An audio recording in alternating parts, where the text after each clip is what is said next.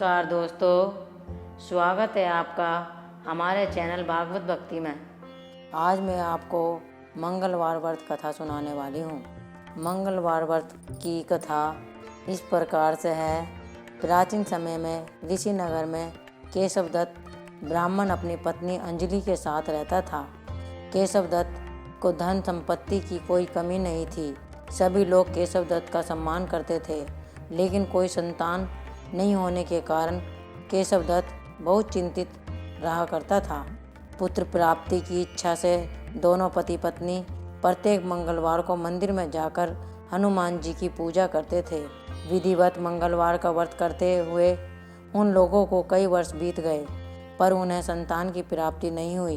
केशवदत्त बहुत निराश हो गए, लेकिन उन्होंने व्रत करना नहीं छोड़ा। कुछ दिनों के पश्चात केशवदत्त पवन पुत्र हनुमान जी की सेवा करने के लिए अपना घर बार छोड़कर जंगल चला गया और उसकी धर्मपत्नी अंजलि घर में ही रहकर मंगलवार का व्रत करने लगी। इस प्रकार से दोनों पति पत्नी पुत्र प्राप्ति की इच्छा से मंगलवार का विधिवत व्रत करने लगे। एक दिन अंजलि ने मंगलवार को व्रत रखा, लेकिन किसी कारणवश उस दिन वह हनुमान जी को भोग नहीं लगा सकी। सूर्य अस्त के बाद भूखी ही सो गई। तब उन्होंने अगले मंगलवार को हनुमान जी को भोग लगाए बिना भोजन नहीं करने का प्रण कर लिया। 6 दिन तक वह भूखी प्यासी रही। 7वें दिन मंगलवार को अंजलि ने हनुमान जी की विधिवत रूप से पूजा अर्चना की, लेकिन तभी भूख प्यास के कारण वह बेहोश हो गई। अंजलि की इस भक्ति को देखकर हनुमान जी प्रसन्न हो गए और उसे स्वप्न में दर्शन देते हुए कहा, उठो पुत्री, मैं तुम्हारी पूजा से प्रसन्न हूँ और तुम्हें सुंदर और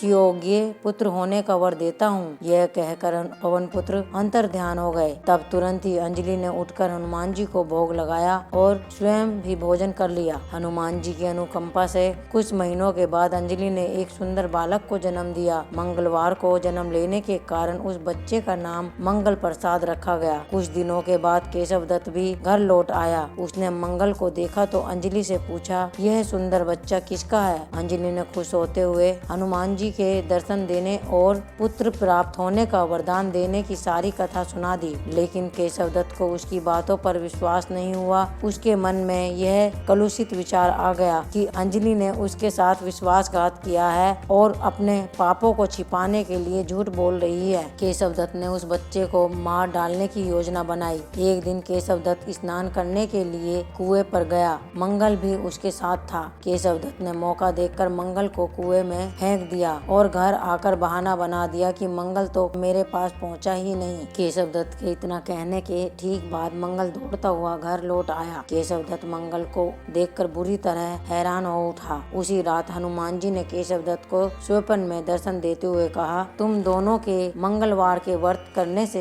प्रसन्न होकर पुत्र जन्म का वर मैंने प्रदान किया था, फिर तुम अपनी पत्नी को उल्टा क्यों समझते हो? उसी समय केशवदत्त ने अंजलि को जगाकर उससे क्षमा मांगते हुए स्वप्न में हनुमान जी के दर्शन देने की सारी कहानी सुनाई। केशवदत्त ने अपने बेटे को हृदय से लगाकर बहुत प्यार किया। उस दिन के बाद सभी आनंद पूर्वक रहने लगे। मंगलवार का विधिवत व्रत करने से केशवदत्त और उनके परिवार के सभी कष्ट दूर हो गए। इस तरह से जो स्त्री पुरुष विधिवत रूप से मंगलवार के दिन व्रत रखते हैं और व्रत कथा सुनते हैं, अंजनी पुत्र हनुमान जी उनके सभी कष्टों को दूर करते हुए उनके घर धन संपत्ति का भंडार भर देते हैं और शरीर के सभी रक्त विकार के रोग भी नष्ट हो जाते हैं। बोलो बालाजी महाराज की जय, बोलो पवन सुत हनुमान की जय। दोस्तों, ऐसी कहानी सुनने के लिए हमारे चैनल को सब्सक्राइब करें और कमेंट करें, शेयर करें और लाइक करना ना भूलें।